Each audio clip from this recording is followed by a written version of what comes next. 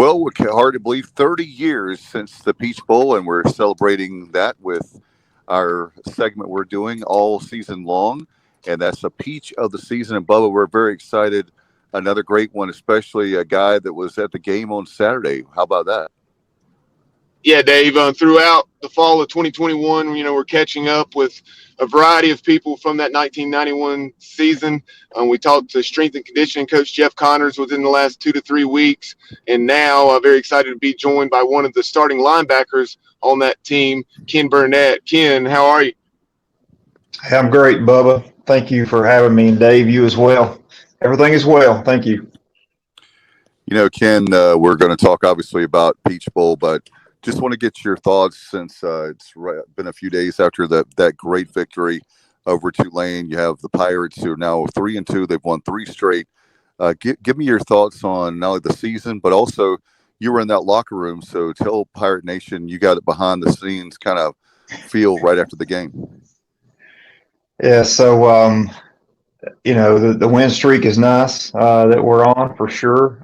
We attended the App State game here in Charlotte, and not the result that we wanted, but it's always great to see the Pirates play, and that was a fun time. But down there in Greenville on Saturday, just an awesome environment. It was great to be back in Dowdy-Ficklen Stadium again, and I really loved what I saw on the field. The guys are flying around. They're playing with intensity and passion, and it was a fun game to watch. And then, I had a great opportunity after the game, as you mentioned, to step into the locker room for a minute. And it was really nice to be back in there. It's been quite a while since I've been in a post game environment like that, and just to it brought back a lot of memories, and to see the guys.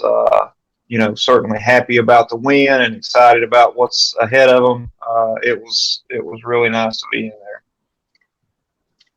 Now, Ken, talk about your relationship with East Carolina third-year head coach Mike Houston, because Coach Houston talked about you being in the locker room in addition to Parmalee, and he just said that he had a friendship with you that went back some years, with both of you being from the mountains in North Carolina.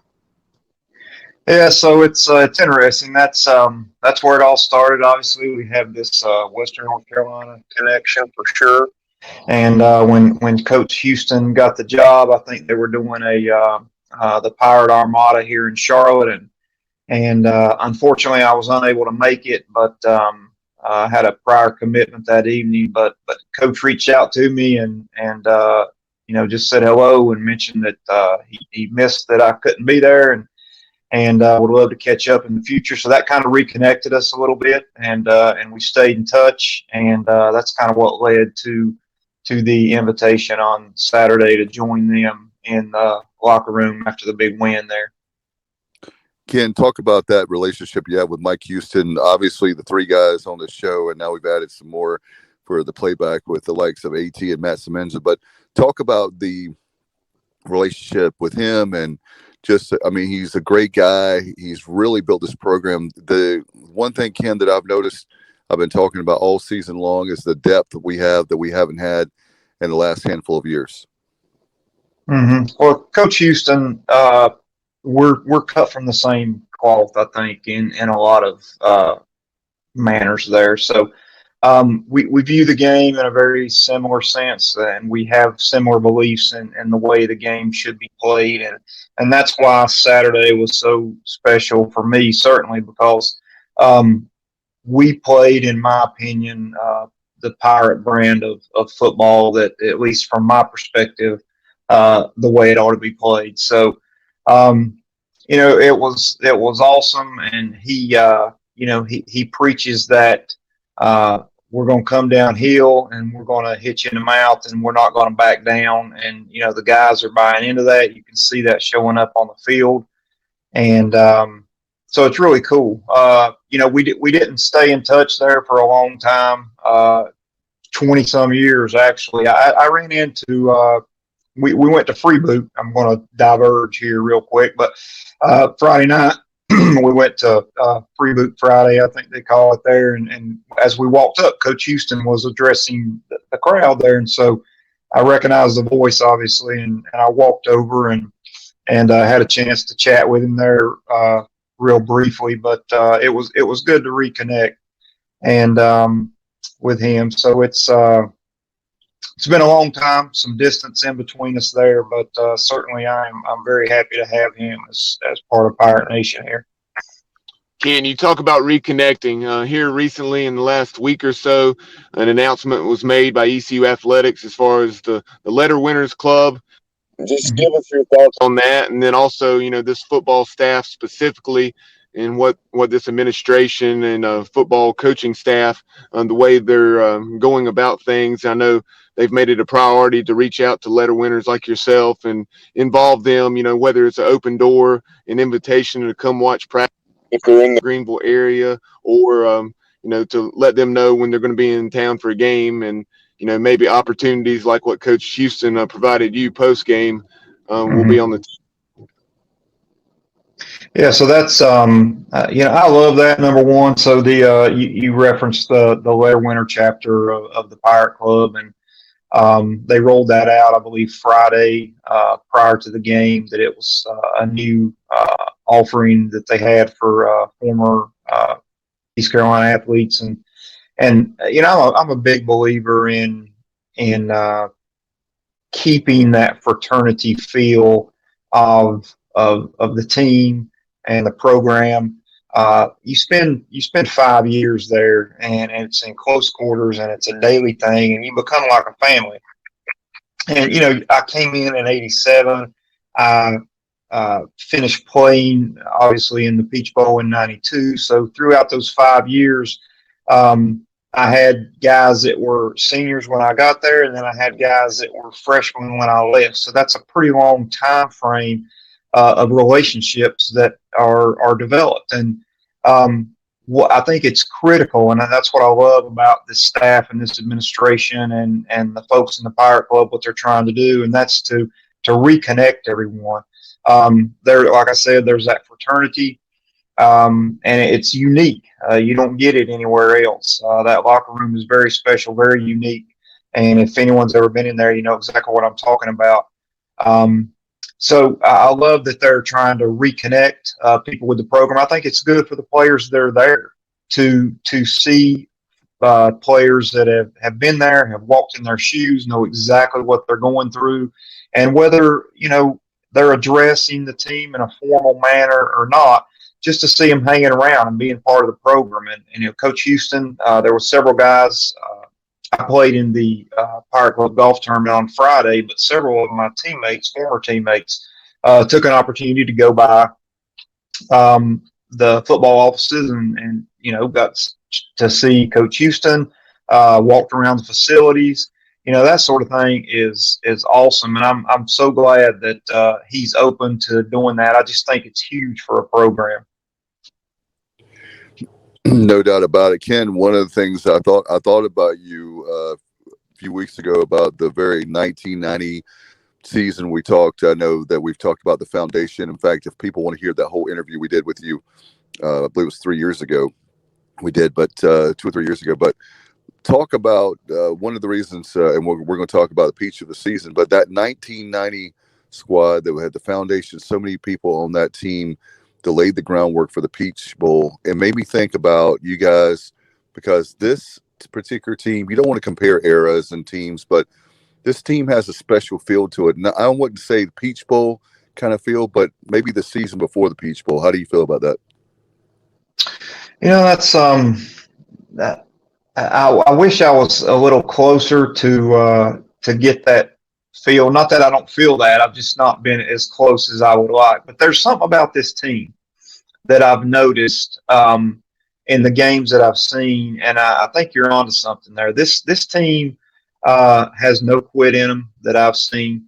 Like I said earlier, they fly around and they just find a way to make it happen. I mean, Coach Houston made a comment in the locker room that coming out of the half, the tide turned a little bit, but you know what? We got stops. We put points on the board. We just would not be denied the win, and that's similar to our team. We were very much a bend but don't break team, especially on the defensive side. We talked about that a lot in the huddle, pre-snap type things, and I kind of sense that from this group. They've been through some tough times. They've had some adversity and some turnover in coaching staff, et cetera. But, I think they're beginning to find a way, and they're beginning to believe and get that mentality that, hey, we can compete, we can play with anybody that's on the field. And that's when the magic starts to happen, is when you get that belief. No doubt about it. And in those 1989 and 1990 seasons under Coach Lewis, we won 5 games each season. I think technically on one of those was went down in season record books because of the forfeit. But 5 games were won in each of those years on the field. But you had near misses against Georgia, like 19-15, I think it was, and up at Pittsburgh, 47-42 on a last-second field goal at Syracuse, something weird like 18-16. But just talk about all those close calls against tremendous ranked teams or very close to ranked teams on the road. And then finally in 1991, just everything that Coach Lewis and that coaching staff did to get that program over the hump. Also had some tremendous leadership with the likes of Jeff Blake, Robert Jones, et cetera. Mm-hmm. Well, Bo, first off, you've got the most amazing memory of anybody I've ever been around in my life. That's crazy that you remember all that stuff. Sometimes I can't remember what I had for breakfast. But no, you're exactly right. Here's my mentality as East Carolina. Yes, I've been told many times that I'm sick. I honestly, yeah. So and I think this was shared across the program. This is something that to me is unique about being a Pirate, especially back in the late 80s where we were, I'm not going to say we were struggling for an identity, but we were independent, didn't have a conference to hang our hat on. It was just a different time. And so every Saturday was an opportunity to prove that we belonged. And we stepped on the field, and it didn't matter who we were playing, Miami, Florida State, South Carolina, Virginia Tech, whoever it was, Georgia, you referenced those guys. We stepped on the field, and we had an expectation that we were going to win. We didn't look across the field and see, like, man, we're in an SEC stadium against a strong SEC team, and we're between the hedges, and look at all this cool stuff. I mean, there was none of that.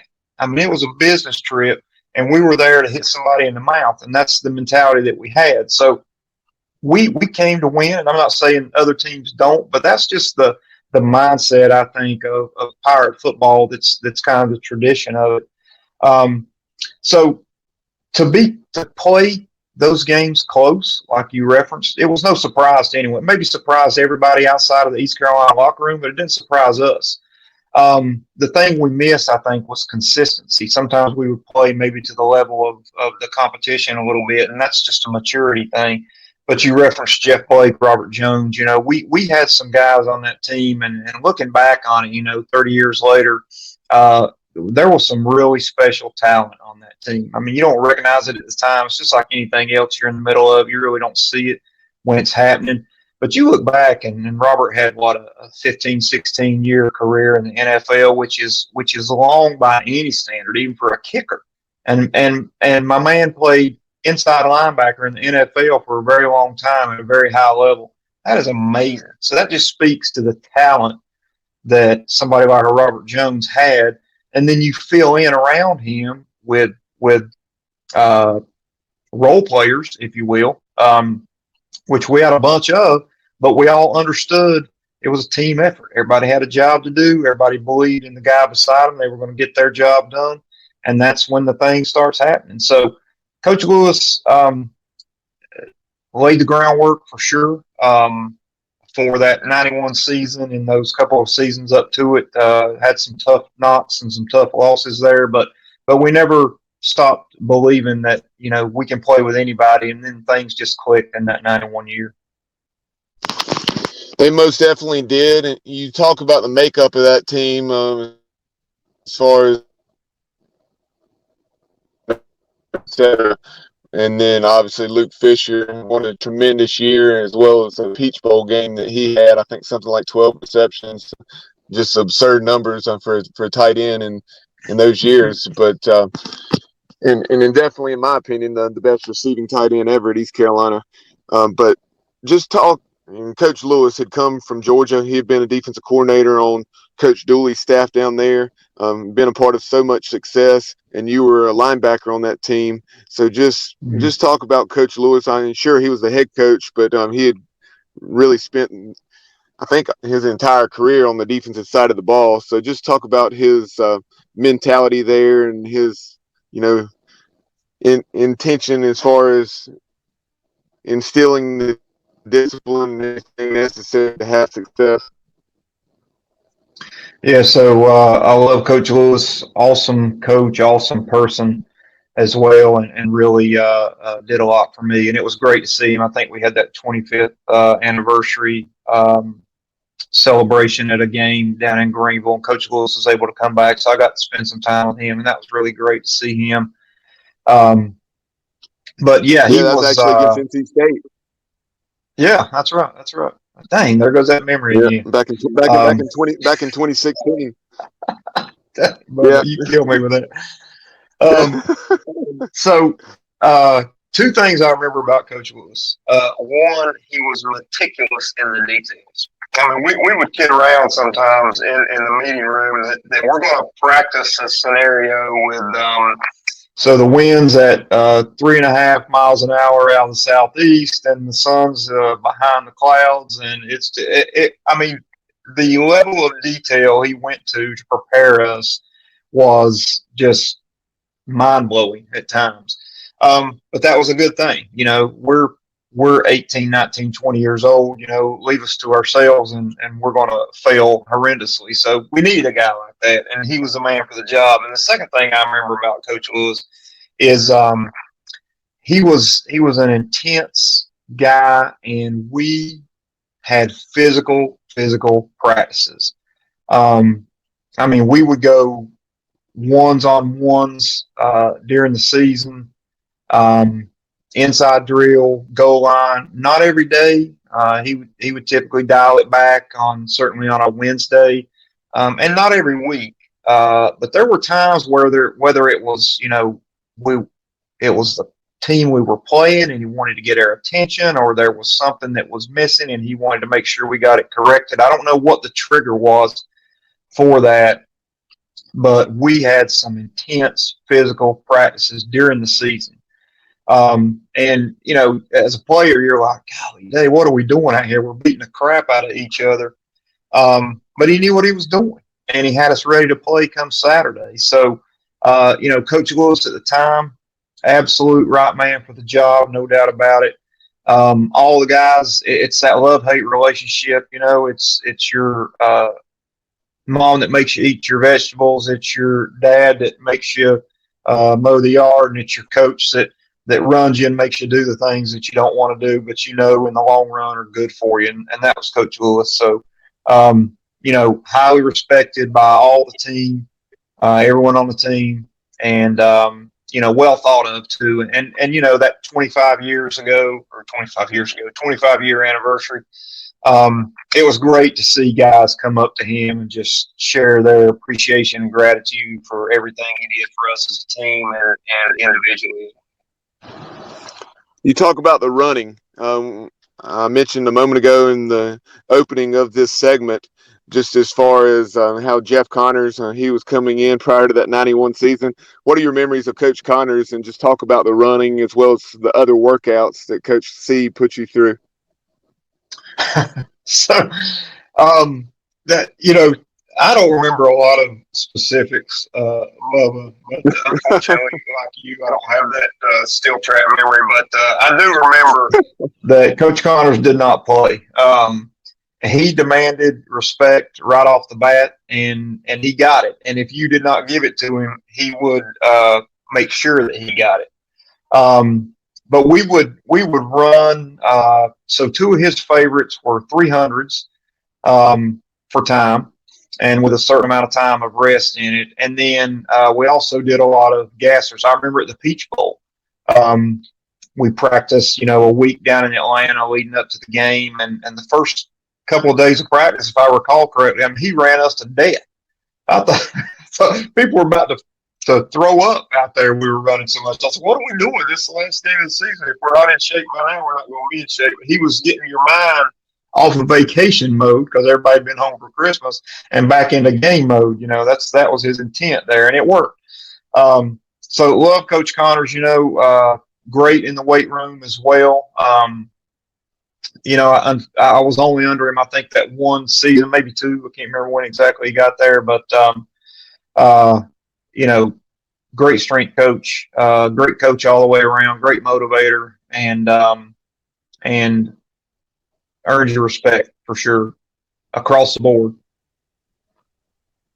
So after those near misses that you've referenced, we've referenced in those 80, 90, 90 seasons, starting the 91 year, you lost that nail biter. You fell behind 38-10, battle back, really should have had a chance to win. That was taken from you by the officiating crew on a celebration penalty up there at Illinois.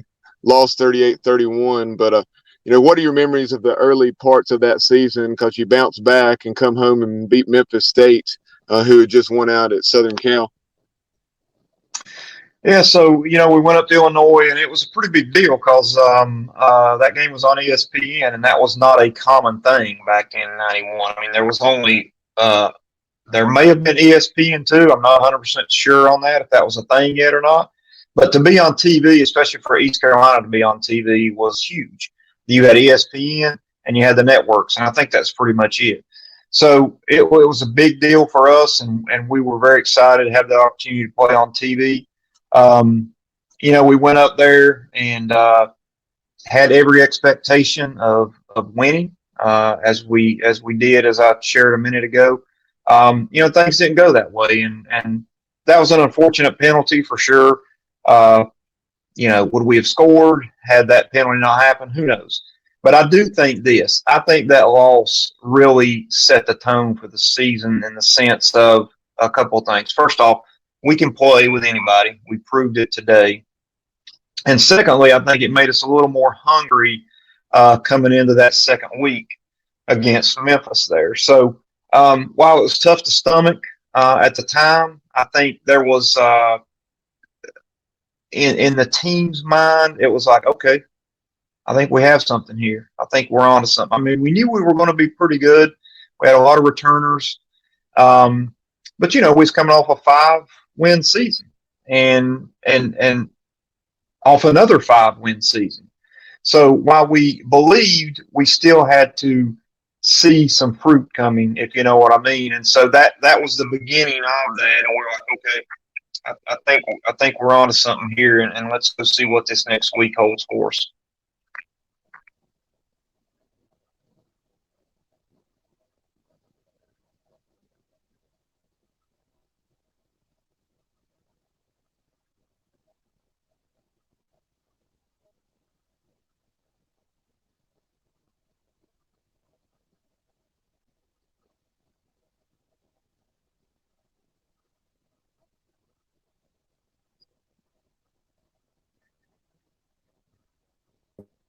Such time, amount of time, in the game would have been in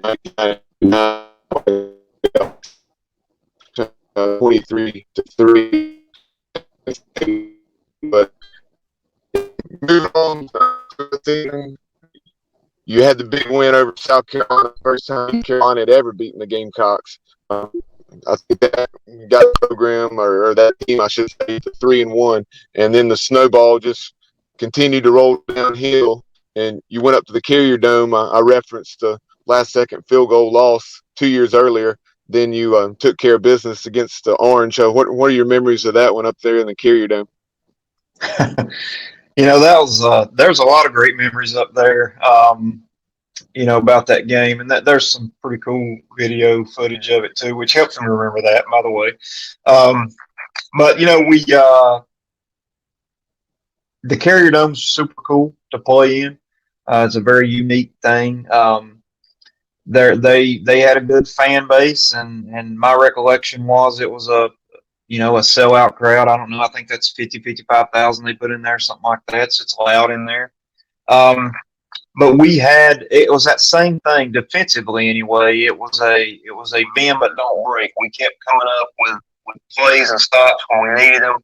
And so I remember, I think Jeff made a long run on a broken play and scored. I remember Deion Johnson returned a kick for a touchdown, I think.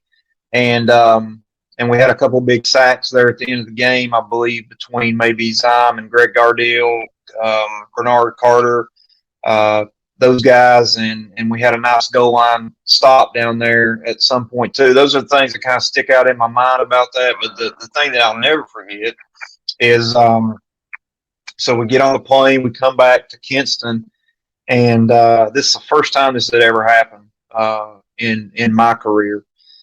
So we get off the plane and we walk through into the airport, and there's people everywhere, and they're cheering and holding signs. And it was so weird, but awesome at the same time because that never happened. But it was so cool to see those people that they take their Saturday night, they drive out to Kinston to the airport to welcome us home. That was really awesome. I mean, if I could thank each one of those people that were there, I would personally thank them because it was really cool. And I think that's about the time that we broke into the top 25, if I'm not mistaken. And which again, that was a barrier broken, if you will, because now we've been legitimized by the media. We're talked about in the news a little bit, and who is this East Carolina group over here that's only got one loss here in like week 5 or 6. So it was cool. That was a cool game, most notably for the airport, though, really. And then we get on the bus and go back to campus, and cars are following us back to campus and driving by us and blowing horns and stuff. It was nuts. It was cool. You read my mind. That's the reason I wanted to bring that game up, besides it being the first victory over a ranked opponent on the road, because of the scene when you got back to the airport. You just said it was nuts. And you referenced the media a minute ago as the season began to turn into what it was, 5-1. I think at that point, after that win at Syracuse, really getting a lot of attention, which was very abnormal. Lee Corso either was already or very short after was betting against the Pirates. So just, you always hear the term ignoring the noise, ignore the noise. So give us a glimpse behind the scenes. What did Coach Lewis and that staff or some of the senior leadership do to keep everybody focused and not reading the press clippings, and losing focus? Yeah.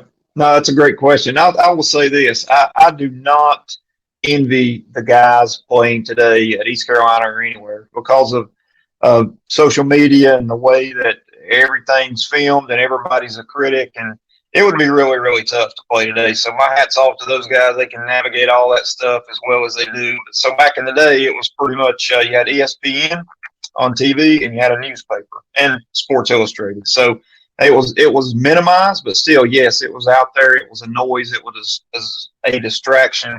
But Coach Lewis did a great job of navigating that with us. I mean, we were a team that was fairly mature in the sense that we were heavy on upperclassmen.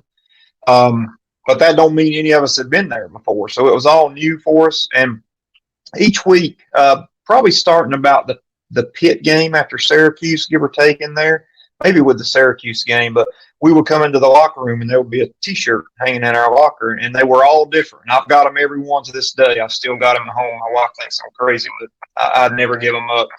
So the narrative on one of them was it had a target on it, and it said something to the effect of "hit me with your best shot." And Coach Lewis's talking points around that was like, "Look, now you're out there. It's no longer a secret. You're in the crosshairs. You're going to get everybody's best shot. So you're not going to sneak up on anybody anymore. So you better prepare every week and come ready to play on Saturday." And I think that's what drove some of those physical practices that I referenced earlier. He just wanted to make sure that, look, guys, we're not going to get caught up in this hype. We're going to be ready to play come Saturday, and we're going to take care of business when we step on the field. And so that's one way he managed it. I'm sure there's a lot more that I can't remember, or maybe it was so nuance that I didn't catch it because I was young and not very tuned in to what's going on at that time. But he did a great job, taking care of all that because there was a ton of noise, ton of excitement, which is awesome as a player. Really cool to see the buzz around what's going on with the program. But from a coaching staff, I can see why that's a double-edged sword that they really have to guard against. Yeah, no doubt. Last week, early in the interview, we talked about the Pirates playing Tulane. Tulane came to town. That was the first time East Carolina had ever played Tulane, if I'm not mistaken. And Tulane gave us everything we wanted and then some. Pirates went on to win a fairly close ball game by 10 points and then went down to Hattiesburg. Southern Miss has really been a nemesis to East Carolina and got an early lead, and then Pirates came back and won that one by 4 touchdowns. And the game that Lee Corso and some of the folks at ESPN kept saying that East Carolina would stub its toe was that trip to Blacksburg, Lane Stadium.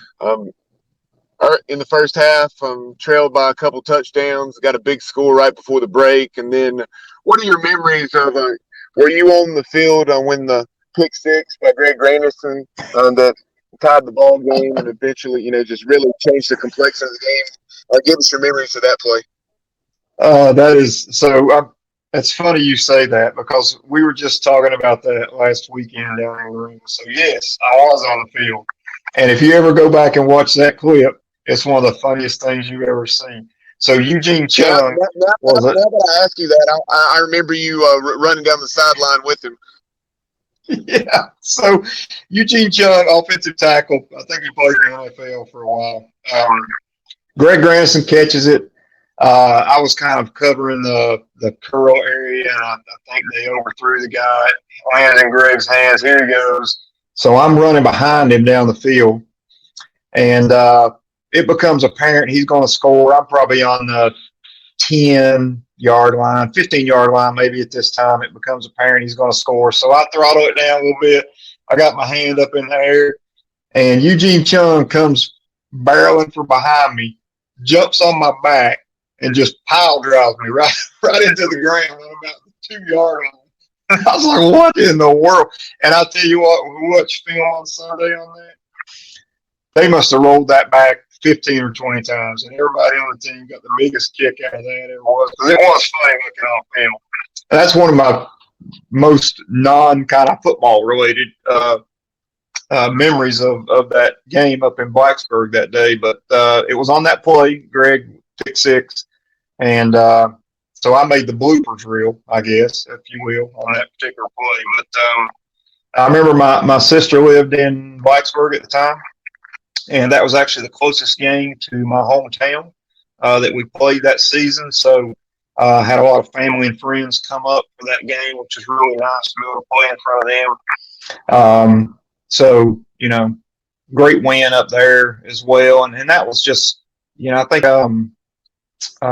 had a couple good defensive stops there. Not me in particular, but as a unit. And, the offense produced again. And it's just another great win up there. And that was special because Virginia Tech has a good program for sure. Even back then, they really had a good team. And after that victory, Pirates were, of course, extended the invite to the Peach Bowl, which we immediately accepted. And then the following week, we had to go to Cincinnati. And Cincinnati in those years, for the most part, they would occasionally play somebody like Penn State or someone tough. But all in all, they were struggling. Nothing like the Cincinnati of today that's in the top 10. But went up there. It was in the rain. There was absolutely nobody in attendance, and Pirates were playing from behind a big part of that ball game. And then another one of your fellow linebackers, J-Dog, Jerry Dillon, got that pick six to seal the deal. J-Dog, he sure did. Jerry, love Jerry Dillon. He's an awesome man, awesome husband and dad today, but a great football player back then for sure. And Jerry, I think slipped under an out or something like that and pick six back in the end zone, about 40, 50 yards. He took that one, I believe, to the house. But you hit it spot on there. It was a gray, nasty day. We really didn't play well. I don't think we looked past them at all. But I think there began to be a lot of pressure on us. We could feel the sense of the program kind of riding on our shoulders, and we had something special going, and that's tough. I mean, again, I give Coach Lewis and that staff a ton of credit. They were able to manage that none of us on that team had ever been through anything like that. But you start to get all these pats on the back on campus, and we're on ESPN and we're in the news, and it was a yeoman's task for Coach Lewis to keep us dialed in. But I do think that particular game, I'm not going to say we weren't ready, but it was just maybe a combination of, the season culminating, the pending, the bowl thing, a lot of expectations, and we're setting records for number of wins, and we're ranked, and a lot of those things that made it tough to kind of take care of our business the way we would have wanted to. But in the end, the bend don't break mentality, and we were able to come out of there with a win and turn our attention to Atlanta. Earlier, you talked about Coach Connors and what he did to get everyone's attention and make sure that they understood as a business trip playing NC State. After that series had been canceled following the 1987 game, which you were a part of, I guess it's a redshirt freshman, correct? Or excuse me, correct. Or it's a true freshman, actually. But yes, that's right. True freshman. Point being that you were redshirted, I guess, and did not play in that game. If I recall correctly. But yep. So with that being said, a lot of going into a bowl game, and there are so many events that are taking place in association with the bowl during bowl week, and just give us a glimpse behind the scenes on what was what were the tempers like, or what was the mood like with East Carolina and NC State there in Atlanta. Maybe different. A lot of times you'll see bowling or chicken wing eating contest or whatever. Mm-hmm. Yeah, so that's the bowl experience. Obviously, everybody on the team, it was a new thing for them. One stark difference that I noticed in Atlanta between the East Carolina and North Carolina State teams, we thoroughly enjoyed every activity they had for us, and we were all in. The whole team was there, enjoying themselves to the fullest. And this is just me, and this could be wrong.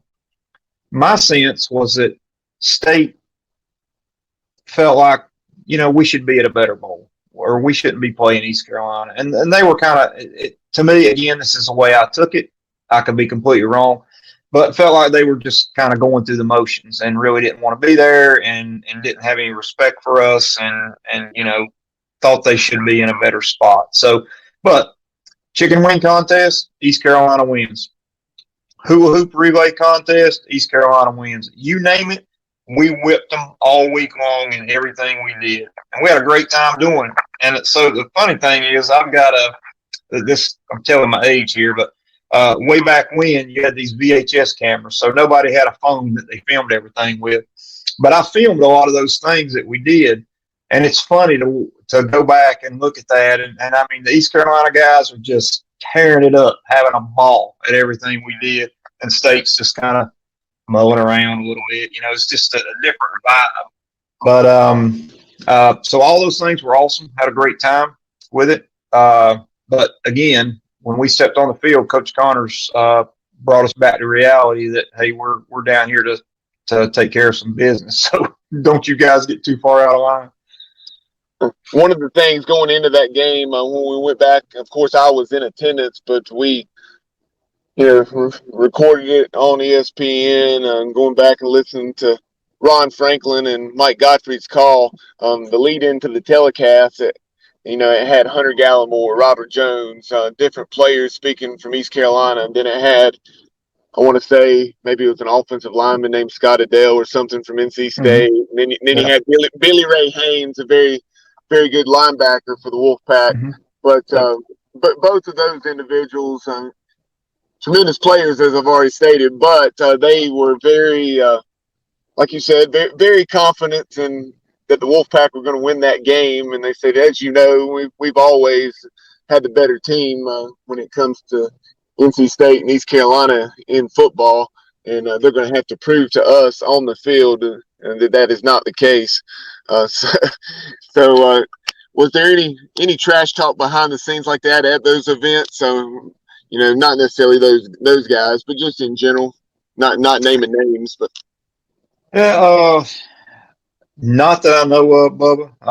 That may not be a media savvy answer, but yeah, I didn't see any. We were just enjoying ourselves. We were there to drink it in. It was a first for everybody there that was wearing purple and gold, and like I said, we enjoyed the heck out of that thing.